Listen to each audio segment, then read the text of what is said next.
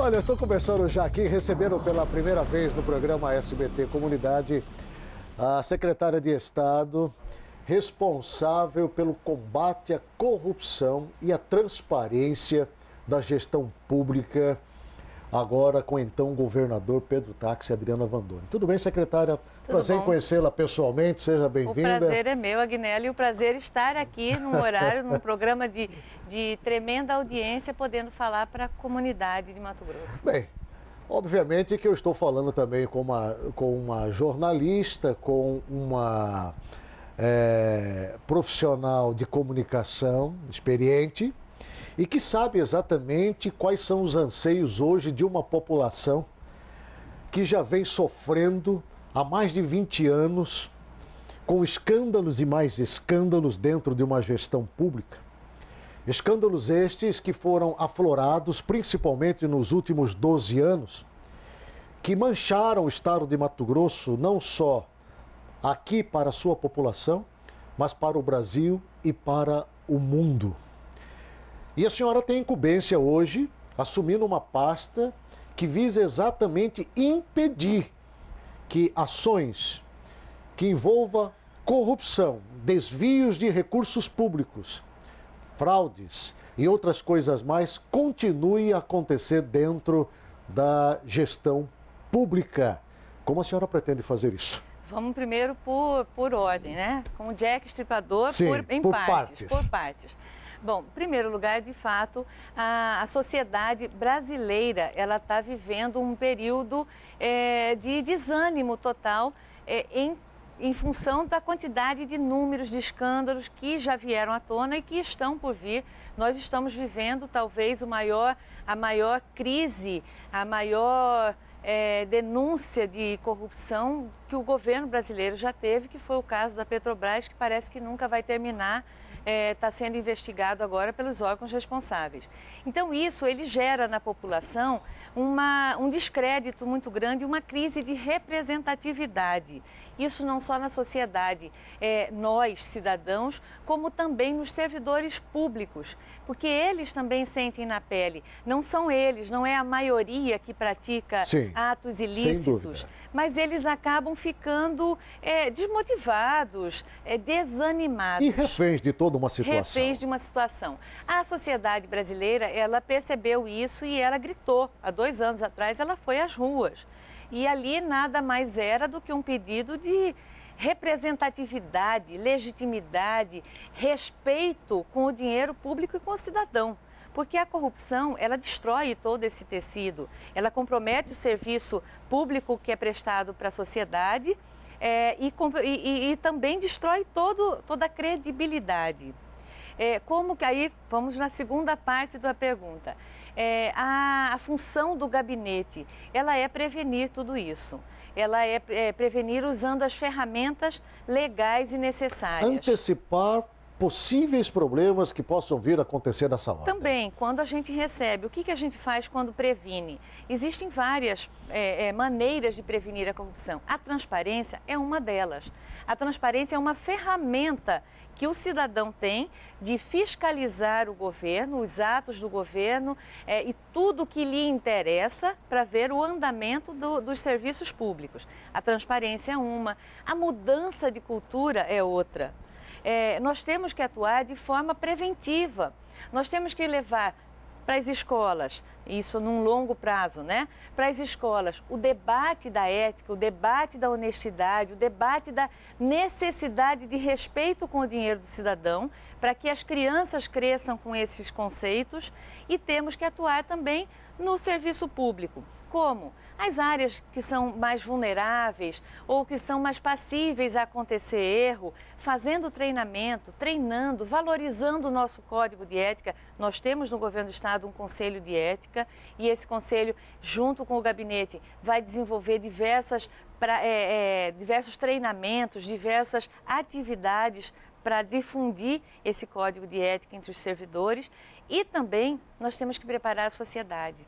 Porque a sociedade ela tem que ser atuante, ela tem que pensar que ter acesso às informações do governo, aos gastos, às aplicações de dinheiro, onde, quando, como, além de ser um direito dela, é um dever de todo cidadão. Sim. Porque aquele dinheiro, o dinheiro que muitas vezes falta, vamos imaginar, lá em cima, num complexo esquema de corrupção, é o dinheiro que falta na escola, na estrada, na compra saúde, do medicamento. na compra do medicamento. Então, essa consciência o cidadão tem que ter para poder participar. Você acredita que esse comportamento de mudança, essa consciência ao qual você se refere da parte da população, ela já vem tomando uma outra cor, ela já vem criando um outro aspecto, uma nova musculatura que vai permitir que esta população comece a querer participar mais da questão pública, se interessar mais? Você acredita que esse comportamento,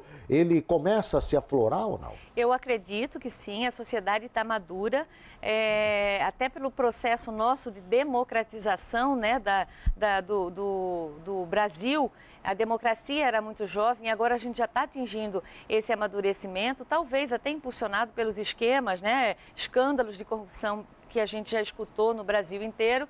Isso fez com que aflorasse esse sentimento. Agora, precisa ser incentivado e é o desafio do gabinete. Se fala muito em transparência, nós estamos ouvindo falar muito em transparência, gestão pública com transparência, já há pelo menos uns 5, 6 anos que esse assunto, esse tema transparência começou a ser debatido através dos veículos de comunicação, através da própria sociedade política, sociedade comunitária, mas até então essa transparência ela não é aquela transparência ainda que nós existe buscamos. Uma lei, né? A lei de acesso à informação. Ela é uma transparência como que maquiada a gosto e a modo e jeito daqueles que estão no poder público. Exato. Hoje eu falo que hoje nós que estamos no governo do Estado, sim, nós estamos vivendo as consequências de uma gestão que não foi transparente.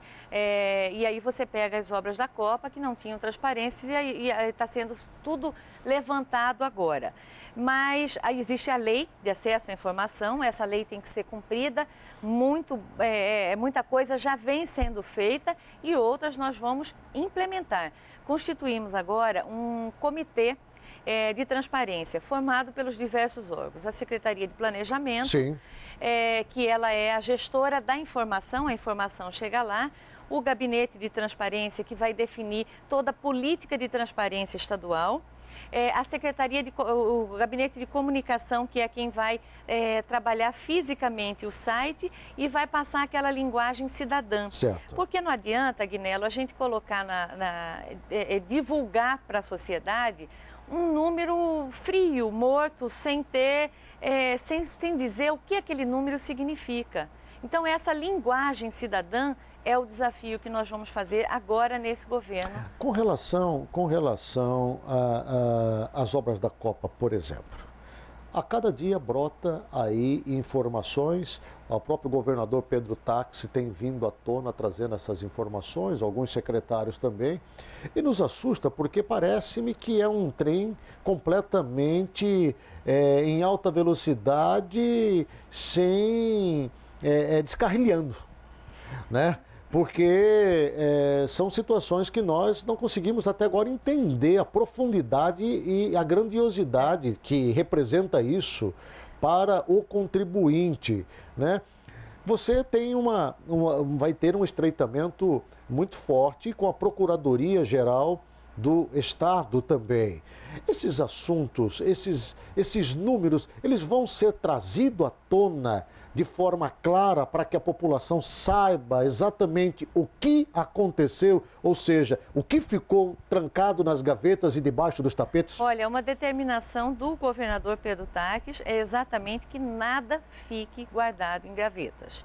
Nada, nenhum número, nenhuma informação. Então, muitas vezes eu vejo alguns críticos falando que o governo está olhando para trás. Não, o governo está revelando a situação que encontrou o Estado de Mato Grosso, as contas, as obras. Foi feita auditoria em todos os contratos, está sendo feita, alguns estão terminando agora. Obviamente, vai ter que ter a responsabilização de alguém. E isso é com a Justiça, a Procuradoria-Geral do Estado, a Justiça, o Ministério Público, e aí vai ter a responsabilização por atos que, porventura, tenham sido desvio de conduta. O portal ele vai estar à disposição da população, funcionando de forma 100% a partir de quando? Bom, 100% eu acho que a gente não chega nunca, porque sempre tem um aperfeiçoamento e alguma coisa nova que a gente quer incrementar. O portal Transparência tem funcionado, está funcionando, ele vai passar por algumas adequações, primeiro seguindo a lei, e também passando essa linguagem cidadã. Na segunda-feira agora nós vamos ter a segunda reunião já do Comitê de Transparência e ali nós vamos divulgar o cronograma das ações. Então são várias ações, algumas medidas até já foram anunciadas, que nós vamos divulgar todos os incentivos fiscais com a contrapartida, o valor e a contrapartida, porque é um nicho que sempre de muita especulação e agora vai acabar. O nosso papel, Agnello, é garantir para a sociedade e para a imprensa uma informação de qualidade. Então, nós vamos passar todas as informações do governo do Estado. O meu trabalho no gabinete e o trabalho da minha equipe no gabinete não é defender o Estado, mas revelar tudo que está sendo feito no Estado com o seu dinheiro, o dinheiro do cidadão. A senhora recebeu, assim como os demais secretários do Estado, uma incumbência expressa do governador Pedro Taques, dando inclusive um prazo de 100 dias para que vocês coloquem, de certa forma, a máquina para funcionar. Isso. Qual é a sua prioridade enquanto secretária do gabinete de gestão, o combate de corrupção, transparência e combate à corrupção? Enfim. Olha, no acordo dos 100 dias tem por etapas, né? No final de março, a minha incumbência era definir a identidade do gabinete, que ele não existia. E vou te falar, é um modelo que é novo, não existe semelhante no Brasil. Nós estamos fazendo uma espécie que aí quem é da iniciativa privada vai entender. Um laboratório. É um departamento de compliance. Quem é da iniciativa privada vai entender. É um departamento de compliance, de governança, de conformidade, de controle de risco. Que pode servir depois de exemplo modelo para outros estados também. Então eu tinha como meta, né, do gabinete formar essa equipe, formar a identidade do gabinete, foi feita. Definir as diretrizes que vão ser usadas para a formatação do Plano Estadual de Transparência e Combate à Corrupção. Que isso, Agnello, não é do governo Pedro Taques, mas do Estado de Mato Grosso.